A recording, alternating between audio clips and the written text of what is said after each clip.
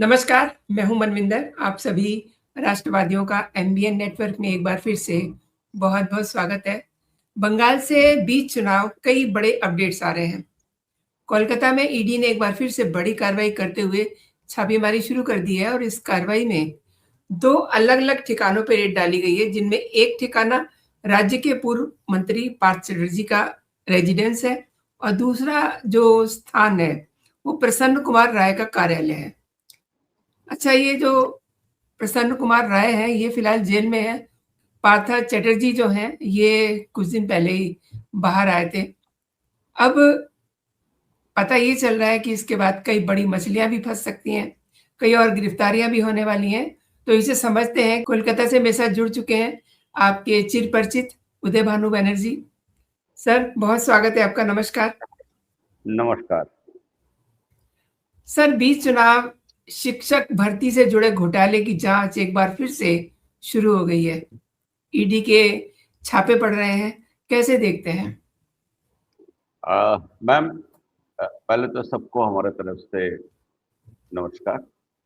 अ, ये टाइमिंग ही बड़ा क्रिटिकल है। अभी वेस्ट बंगाल में जो सिचुएशन चल रहा है, आप तो कुछ दिन पहले मालदा का सिचुएशन आपने देखे, सारे एनआईए इन्वेस्टिगेशन के बारे में। अभी जो हो रहा है, अभी पिछले 3 दिन से लगातार ईडी मैदान पे है।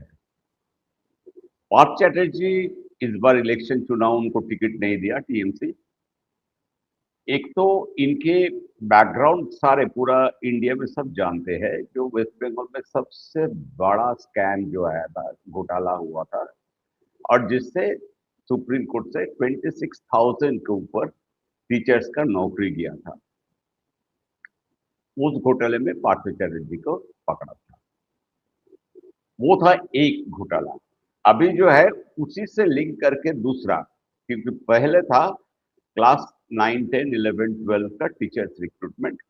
अभी जो है वह प्राइमरी टीचर्स रिक्रूटमेंट। तो दोनों बिल्कुल अलग केस है, अलग एफआईआर, अलग ईडी का ईसीआईआर है। अभी पार्थ चैटर्जी क्यों, और ये सारे इंडिया में भी देखे, जो उनका गर्लफ्रेंड के पास से जो 52 करोड़ कैश जो बरामद हुआ था, प्लस गोल्ड ज्वेलरी, सारे सब कुछ। हाँ, तो ये सारे पूरा भारत देख चुका है। इसके इसके बारे में कुछ नई चीज नहीं है। लेकिन अभी जो है, आज जो रेड हुआ है पार्थ चैटर्जी के घर पे, वो है related to primary teachers scam, recruitment scam. और Prasanna Kumar Rai is actually a middle man. Prasanna Kumar राय का बैकग्राउंड अगर आप सुनिएगा, वो एक मामूली सा रंग का, वो अनस्किल्ड, जिसको कहते हैं अनस्किल्ड लेबर होते थे। अभी उनके पास से करीब 350 करोड़ का इनका जो है एसेट्स, विच इंक्लूड, जिसमें इनका मकान, बंगलो, काफी सारे रिजॉर्ट्स, फार्म हाउस, जमीन, होटल, ये सब कुछ ईडी ने सीज करके रखे कब्जे में। तो अभी क्यों? अभी क्योंकि पार्टी तक कोई कैंडिडेट नहीं है। अब कितने भी उनको आप रैली में कुछ भी गाल दीजिए, कुछ भी कीजिए, वो तो बिल्कुल है ही नहीं। लेकिन इसके साथ साथ आप और दूसरा, और दो रेड हुआ है। एक वो है, एक बहुत बड़ा कंस्ट्रक्शन कंपनी कलकत्ता का है, मर्लिन ग्रुप। और मैं इसीलिए नाम ले रहा हूं क्योंकि ये पब्लिक डोमेन में इनका नाम आया है। तो ये कोई हमारा तरफ से कोई नैरेटिव या फेक न्यूज नहीं है। मार्लिन ग्रुप का दो मेजर जो ओनर है, सुरेश मोटा, सुकेश मोटा, इनके घर पे और इनके करीब करीब 12 जगह पे ईडी ने रेड किया। अभी मैडम, ये इंडियन पॉलिटिक्स का जो भी कहिए, ये नेक्सस सबको मालूम है, जो बिल्डर और पॉलिटिकल पार्टीज का जो फंडिंग का नेक्सस है। इनके आरोप क्या है, इनके ईडी का आरोप क्या है इन मर्लिन ग्रुप ऑफ कंस्ट्रक्शन के ऊपर? जो इन्होंने मनी लॉन्ड्रिंग का एक आरोप, नेचुरली मनी लॉन्ड्रिंग है तभी ईडी आया। दूसरा आरोप है इन्हें काफी फेक जमीन का कागज वगैरह बनाया, कैलकाटा कॉरपोरेशन से लेकर के। और जमीन जिसको कहते हैं, बहुत सारे सरकारी जमीन ये हड़प लिए हैं, अपने नाम पे कर लिया और वहां पे कंस्ट्रक्शन कर दिया। तीसरा रेड कहां पे हुआ? टू बिजनेसमैन, उसका नाम पब्लिक में नहीं है, सो आई कैन नॉट डिस्क्लोज, दो आई नो देयर नेम। सिर्फ पब्लिक में नहीं है तो I should not disclose their name. लेकिन इनको किस में पकड़ा है? On ration scam, public distribution systems में। जो हमारे जो है कोविड का बाद से जो सेंट्रल गवर्नमेंट जो है अनाज जो देते हैं, मुफ्त के अनाज देते हैं, अभी भी वो स्कीम चल रहा है, जो बिल्कुल मतलब समाज की जो निचले तबके उनको फ्री में राशन बांटा जाता है। वो सारे राशन जो है वो बांग्लादेश और इधर उधर सब इन्होंने भेजा। अब सोचिए, जो इनके बाद इसके बाद दो सिटिंग मिनिस्टर को ईडी ने 7 दिन पहले नोटिस भेजे थे अपना उसको अपीयरेंस के लिए। एक मंत्री साहब बोले, दोनों मंत्री साहब के बताया, जो हम लोग अभी इलेक्शन के कैंपेन दोनों जो है कॉन्टेस्ट कर रहा है, इलेक्शन के इसमें बिजी है तो अभी हम नहीं जा सकते हैं, तो 15 तारीख या 20 तारीख के बाद, इलेक्शन के बाद हम जरूर हाजिर देंगे। अब ईडी भी जो है, अभी एक ऐसा माहौल हुआ है, देखिए अभी एनसीसी लागू हो जाने के बाद प्रैक्टिकली वेस्ट बंगाल पुलिस के पास कुछ नहीं है। अदरवाइज क्या होता है, इससे पहले ईडी को क्यों पीटा गया था, सीबीआई को क्यों पीटा गया था शेख शाहजहां के केस में, जब इन्होंने गए थे रेड करने के लिए? क्योंकि इनको एज अ प्रोटोकॉल लोकल थाने को इन्फॉर्म करना पड़ता था, और वो थाने से ही लीक हुआ था जो ईडी का रेड होने वाला है, आप लोग सब तैयार हो जाए शेख शाहजहां के केस में। ये जी, जो जी। वो इन्वेस्टिगेशन में इट हैज बीन एस्टैब्लिश्ड, ठीक है ना? तो अब क्या है, अभी तो मॉडल कोड ऑफ कॉन्डक्ट चालू है। West Bengal police is no more in the control of West Bengal government, ठीक है? तो अभी ईडी को बिल्कुल खुले हाथ जो है इन्होंने अपना काम कर रहा है। काम कर रहे हैं मतलब कोई मनमानी नहीं कर रहा है, कोई किसी से विंडेटा पॉलिसी, विंडेटा पॉलिटिक्स है, ऐसा कुछ इनका का नहीं है। जो सही चीज है, जो इन्वेस्टिगेशन जिस तरीके से होना चाहिए वैसे ही कर रहा है। और ईडी को पूरा इसके मतलब कानूनी इनको हक दिया हुआ है, आप रेड कीजिए या आप अरेस्ट कीजिए। अब दूसरी बात है, सबसे बड़ी हमारे कानून कहता है, कोई सीटिंग एमपी या कोई भी एमपी या एमएलए जो इलेक्शन चुनाव लड़ रहा है, उनके तरफ से कोई इम्यूनिटी नहीं है। ईडी चाहे, और सुप्रीम कोर्ट का आपको पता है, अरविंद केजरीवाल के केस में reference point sitting system chief minister को अरेस्ट किया गया था मनी लॉन्ड्रिंग केस में और करप्शन जी, केस, जी, बिल्कुल।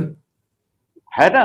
तो अभी जो है, अभी यहाँ के पॉलिटिकल सिचुएशन काफी गरमाया हुआ है। क्या ये दोनों, जिन दोनों को बुलाया गया, अभी हाजिरा दे, तीनों को बुलाया गया था actually, 3 ministers were called, Debashish Kumar, Sujit Bose and Ratin Ghosh. ये तीनों, इन तीनों के ऊपर ईडी का इससे पहले इनके सर्च हुआ है, इनके सारे कागज वगज मतलब कहीं रेड हुआ है इन दोनों तीनों के। अब फिर क्यों 2 साल के बाद या 6 महीना 8 महीने के बाद क्यों? अब इसीलिए है क्योंकि अभी ये जो है लोकल पुलिस अपना, वो तो अपना, आपको तो मालूम है वेस्ट बंगाल पुलिस और पॉलिटिकल पार्टी, रूलिंग पार्टी में कोई फर्क नहीं है, वो इसी का कैडर है, वो उसी का देखते हैं। वो सब नहीं होगा हंगामा, नाटक नहीं होगा जो नाटक हुआ था ये आईपैक रेड में, राइट? सिटिंग चीफ मिनिस्टर और उन सारे उनके जितने प्रोटोकॉल में chief secretary, police commissioner, everybody सब उनके साथ जाके वो सारे प्रैक्टिकली डॉक्यूमेंट सब छीन के ले गया, ठीक है? इसका नेक्स्ट हियरिंग सुप्रीम कोर्ट के माध्यम इसी हफ्ता, आज सैटरडे है, अगले हफ्ता, मतलब ये अगले सोमवार से जो सैटरडे का जो वीक है सुप्रीम कोर्ट का, वो उसमें ये हियरिंग होगी, उसका डेट है। तो उसका हियरिंग का बहुत बड़ा एक इम्पैक्ट होने वाला है, क्योंकि वो खुलेआम और सबको, मतलब हम आपको एक साधारण आदमी सोच सकता है कि कहीं पर रेड हो रहा है, वो जाके हम डॉक्यूमेंट छीन के ले आते हैं। जी, तो अगर कानून सबके लिए बराबर है मैडम, तो यही मौका है सुप्रीम कोर्ट को एक संदेश, एक एग्जाम्पलरी जो है ऑर्डर देने का, जो हमारा संविधान जो है वो सबके लिए, हर एक नागरिक के लिए एक जैसे बर्ताव करते हैं। ठीक है। आपने आपने सही कहा, क्योंकि ममता दीदी तो ऑलरेडी काफ़ी सारे फंदों में फँसी हुई हैं। जिस तरीके से जजेस का होस्टेज हुआ, उसके बाद उनकी काफ़ी भर्त्सना की गई है, क्योंकि उन्हीं की एडमिनिस्ट्रेशन ने, उन्हीं की पुलिस ने उनके होस्टेज में कितनी सारी मदद की। अब ये सब चीज़ें सब लोग जान रहे हैं। अब इसी बीच ये ईडी की रेड, आई मीन ईडी जो हमने डिस्कस किया है, दोनों जगहों पे कुछ बड़े खास दस्तावेजों की तलाश में जुटी हुई है। तो आपको क्या लगता है, क्या ढूंढ रही है ईडी? ये ढूंढ रही है, देखिएगा, आपको बता रहे हैं अगले हफ्ते ये पता चल जाएगा। ये जो मेरिलिन ग्रुप और आई पैक, दोनों को तार जुड़े हुए हैं। बहुत बड़ी बात कही है आपने। दोनों को तार जुड़ी हुई है। दूसरी बात है, आप ये राशन स्कैम और टीचर स्कैम और सुजीत बोस को जिसके लिए बुलाया गया वो है, जितना ये म्यूनिसिपैलिटी में अपॉइंटमेंट जो है वो सारे जो है वो, मतलब सरकारी नौकरी बेची गई। बिल्कुल। तो देखिए ये आगे जाके ये सबके तार देखिए जाके सब। लेकिन एक चीज मैं आपको बता देता हूँ, अगर लोग सोच रहे हैं जी ईडी जाके चीफ मिनिस्टर को अरेस्ट करेंगे या उनका भतीजा को अरेस्ट करेंगे, ये होगा नहीं। क्योंकि क्यों इस नहीं बार क्यों नहीं होगा? अगर केजरीवाल अरेस्ट हो सकता है, तो ममता दीदी क्यों नहीं हो सकती? ये भी बता दीजिए। ये बता देता हूँ, सेंट्रल गवर्नमेंट, ये सरकार, केंद्रीय सरकार दीदी को एक भी मौका नहीं देंगे सिंपैथी वोट लेने के लिए, एक भी। लेकिन इस बार लेकिन देखिए जो कैंपेन एग्जाम्पल है। हमारे सामने है। क्या आपको लगता है कि केजरीवाल को कोई सिंपैथी मिली थी? बड़े बाजे-गाजे के साथ आए थे कि मैं ईमानदार हूँ, मैं बड़ा कट्टर ईमानदार हूँ।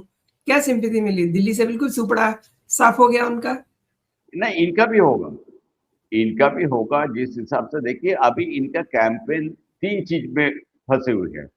आप सोचिए, एक सरकार जो चुनी हुई सरकार है, दोबारा ये चुनाव लड़ रहे हैं, उनका मुद्दा क्या है? मुद्दा है मछली, मुर्गा और आपका मटन। कोई डेवलपमेंट कुछ नहीं। कोई मीटिंग में कुछ, मतलब कभी कभी यहाँ पे जनता सोच रहा है ये इलेक्शन जो हो रहा है ये कोई, ये मतलब ये टीएमसी के साथ अगेंस्ट इलेक्शन कमीशन का हो रहा है, ये टीएमसी के साथ बीजेपी का इलेक्शन हो रहा है, ये किसके अगेंस्ट में लड़ाई कर रहे हैं? नैरेटिव वही है हर एक कैंपेन में, जो इलेक्शन कमीशन कैसे। और एक चीज मैं आपको डिस्क्लोज करता हूँ, मंडे प्रोबेबली एक एसएलपी दायर होगा सुप्रीम कोर्ट में ऑन बिहाफ ऑफ टीएमसी। ये हमारे जितने सारे नामी दामी वकील जो है, कपिल सिब्बल, वही सेम, इसमें कोई कोई नई चीज नहीं है। होगा ये 91 लाख जो वोटर का डिलीशन हुआ, ये अभी जो ट्राइब्यूनल में गया है, तो इन्होंने बोलेंगे जो ट्राइब्यूनल में जो लोग है, जिन लोगों को दिया, उनको मौका देना चाहिए, वोटिंग का राइट देना चाहिए। 100% इसका ये तैयार है। और ये एसएलपी मंडे के सवेरे सवेरे ये दाखिल होगी, वैसे क्योंकि भी ममता ममता दीदी को अदालत अदालत खेलने की आदत पड़ चुकी है ना। ये इन्होंने सारा समय अपना अदालतों में जाकर के गवा दिया और वो अपने वोटर के पास नहीं गई। देखिए अदालत में तो जो गवाह, आप सोचिए इतना टैक्स पेयर्स का मनी, इन लोगों को, इन 3-4 जो वकील साहब है, इनका पर डे हियरिंग करीब फ्यू करोड़ में जाते हैं। इतने सारे केसेस, जो केस जितने पिछले 15 साल में जो केस का इनका राय जो है इनका खिलाफ आया है, और जो कलकत्ता हाई कोर्ट का मतलब chief justice bench, division bench होके सारे वो ले गए सुप्रीम कोर्ट, और फिर से सुप्रीम कोर्ट उसी को या तो वापस कर दिया या तो कलकत्ता हाई कोर्ट का राय को बहाल रखा। तो जिस हिसाब से एक एक आर्टिकल निकला था शायद, जब ये आपका ये डीए केस में, जो सरकारी कर्मचारी है, आज क्यों बीजेपी का आपका ये जो संकल्प पत्र में ये लिखा, जिस 6 पे कमीशन का इन्होंने लागू कर देंगे 45 डेज में। यहाँ पे सरकारी जो कर्मचारी है उनका पगार सबसे कम है। मैं बता रहा हूँ, ऑल इंडिया जो है अगर लेवल पे आप लीजिए तो मिनिमम एक टीचर का जो है स्टार्टिंग सैलरी जो 1 से 5 साल के बीच, वो 60 से 70 हजार के बीच है। यहाँ के टीचर जो 1 से 5 साल का है वो 40-45, मुश्किल से 50 हजार तक आते हैं। और उसके बाद ये रेट्रोस्पेक्टिव, मतलब आप सोचिए ये 2011 से ये केस चल रहा है, और सुप्रीम कोर्ट इन्होंने बोल दिया था 31 मार्च तक आपको 25% इनका जो है इसको देनी है, ठीक है। फिर इन्होंने रिव्यू पिटिशन के लिए, मतलब देनी नहीं है, कहां से देंगे? आदमी को एक चीज समझना चाहिए, अगर आपके पास रिसोर्स रहेगा मैडम, तभी तो आप दे पाएंगे। ये तो सारे अपना जो ट्रेजरी जो है, ये सारे जो है ये क्लब में और इसमें मेले में और उल्टा सीधा दुनिया भर के ये करके खत्म कर दिया। तो है कहाँ पे? इनके पास थोड़ी है कोई, या तो लोन लेकर के और भारी हेवी कर्ज दे करके इनको रिकवर करना पड़ेगा, और उस टैक्स का बोझ फिर जो है आम आदमी के ऊपर आएगा। एक और चीज़ है, अब चुनाव के बीच में ये सारे सेटबैक लग रहे हैं टीएमसी को। इसी बीच देखिए स्मृति ईरानी मैदान में कूद चुकी हैं, बहुत अच्छी बंगला बोल रही हैं। मैं तो मतलब इमेजिन नहीं कर सकती थी कि इतनी अच्छी बंगाली बोल रही हैं वो। एंड उसके बाद हेमंता बिस्वा शर्मा, वो तो बिल्कुल धुरंधर स्टाइल में आने वाले हैं, आ चुके हैं आई मीन। तो कैसा सीन बनेगा? सीन बनेगा, देखिए जब स्मृति ईरानी को 2-2.5 साल ये इन्होंने फिर से पॉलिटिक्स, एक्टिव पॉलिटिक्स से के बाहर चले गए थे, और अपना फिर से वो टीवी सीरियल उसमें आ गए थे उनका, उस टाइम से मैं बोल रहा हूँ आप प्लीज स्मृति ईरानी को रूल आउट नहीं कीजिए, क्योंकि बीजेपी को मालूम है इनको कहाँ पे क्या इनका ये है, क्वालिटीज है, और कहाँ पे उसका स्किल को इसको यूटिलाइज करेंगे। स्मृति ईरानी जिस हिसाब से यहाँ पे कैंपेन कर रहे हैं, और पूरे बांग्ला में, मतलब जो जो बोली जो है हमारे यहाँ के माँ बहन बेटी आम आदमी जो बोलते हैं उसी लैंग्वेज पे बोल रहा है। हाँ, तो इससे बड़ा इम्पैक्ट और क्या होगा? और दूसरी है हेमंत बिश्व शर्मा, अभी तो उनका तो जो सारे सब कुछ हो गया, हाँ, आसाम टू आजकल थर्ड वो फ्री मेजोरिटी, हैं, बस अब वो पूरा धावा बोलने वाले हैं, नहीं टू धुरंधर थर्ड स्टाइल में। मेजोरिटी। इलेक्शन से पहले भी 3 महीने पहले इन्होंने सेंट्रल कोर कमेटी को बोल दिया था कि सर आप आसाम को छोड़ दीजिए हमारे ऊपर, आप दूसरा जो है जैसे वेस्ट बंगाल है, तमिलनाडु है, केरला है, जहां पे आप चुनाव वहां पे आप फोकस कीजिए। आसाम मेरा पूरा रिस्पॉन्सिबल, और मैं आपको बता रहा हूँ ही विल गेट 2/3 मेजोरिटी, इसमें कोई अभी किसी को कोई सोचने वाली बात नहीं है। तो हेमंत बिश्व शर्मा जैसे कैंपेनर, यहाँ पे तो लोग बैठे हुए हैं, सच पूछिए तो। जी। जो 2 लोगों का यहाँ पे सबसे ज्यादा डिमांड जो है, अब देखिएगा, एक हमारा जोगी बाबा, वो आने वाला है या वो आए। आज शायद उनका एक मीटिंग, एक था रैली, और दूसरा है हेमंत बिश्व शर्मा। और स्मृति ईरानी इज कंप्लीटली, उनको जो है ये कैंपेन आप देखिए कैलकाटा और कैलकाटा के सराउंडिंग्स में होगी, क्योंकि स्मृति ईरानी के जो प्रोफाइल है एक सेलिब्रिटी प्रोफाइल, ठीक है। दूसरी बात है, इनको जो बोली है बड़े डिग्निफाइड, सोफिस्टिकेटेड, और मतलब उनके कभी भी हमने इतने साल में एक भी कुशब्द या कोई ऐसा चीज इनका बिहेवियर में हमने देखे नहीं, ठीक है। तो ये स्मृति ईरानी का इमेज जो है एरिस्टोक्रेट बंगाली वुमन का है। एक महिला जो एरिस्टोक्रेट बंगाली पढ़ी लिखी महिला का जो इमेज है वही है स्मृति ईरानी का। और उनको 100% पूरा कलकत्ता में उनको पहला कैंपेन दिया है, जो आरजी कर विक्टिम का माँ का जो है नॉमिनेशन उस दिन, उसके बाद वो साथ पूरा कलकत्ता में घूम रहे हैं। बिल्कुल सही कहा आपने। एंड मैं फिर से आपको लेकर चलती हूँ ईडी की रेड पर। आपको क्या लगता है कि ये जो रेड चल रही है, इसमें कुछ और गिरफ्तारियां होंगी, कुछ और बिल्कुल। बड़ी मछलियां फंस सकती हैं? बिल्कुल फंस सकती है, क्योंकि देखिए अभी तो जैसे मैंने बोला, हमारे इंडियन कॉन्स्टिट्यूशन ऐसा कोई इम्यूनिटी नहीं देते हैं कोई इंसान को या कोई नेता को जो आपके ऊपर रेड नहीं होगा। अगर मटेरियल एविडेंस है, और अगर एक चार्जशीट है या एफआईआर है, ईडी एफआईआर लॉन्च नहीं कर सकते हैं, सीबीआई करती है, या लोकल पुलिस या लोकल सीआईडी कर सकते हैं। उसके अगेंस्ट पे ईडी अरेस्ट कर सकती है, ठीक है। अभी देखनी है, वही मैं ढूंढ रहा हूँ कि इनकी जो दो चार जो मिनिस्टर को बुलाया है, इनके ऊपर सीबीआई का एफआईआर है कि नहीं। अगर है मैडम, मैं बता रहा हूँ, तब तो ये लोग का कहानी यहीं पे खत्म हो जाएगी। मुझे हाथ नहीं लग रहा है एक्चुअल इनके ऊपर सीबीआई का एफआईआर है कि नहीं।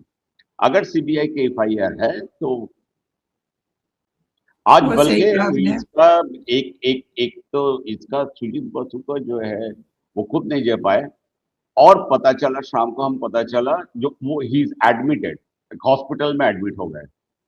ये तो सबसे अच्छा मतलब तरीका ही तो हम लोग देख रहे हैं ना 10-15 साल से, जितना टेंटेड वन से पहले जाके वो एंटीसिपेटरी बेल के लिए अप्लाई करते हैं, वो रिजेक्ट हो जाते हैं एज यूजुअल, और वो सीधा जाके पीजी हॉस्पिटल में एडमिट हो जाता है आईसीयू। एक मंथ से तो एक बार आप सोचिए, न्यूनेटल आईसीयू मतलब जो न्यू बॉर्न बेबी का जो आईसीयू होता है, वहां पे एडमिट हो गया था। वहां पे इसलिए एडमिट होते हैं ना, क्योंकि वहां पे एंट्री बड़ी रिस्ट्रिक्टेड होती है, इन्फेक्शन का डर होता है ना। This is the logic actually. Uday sir, आपने मेरे शो के लिए समय निकाला, मेरे दर्शकों को आपने इस मसले पे महत्वपूर्ण जानकारी दी। आपका बहुत बहुत धन्यवाद। जय हिंद, जय भारत।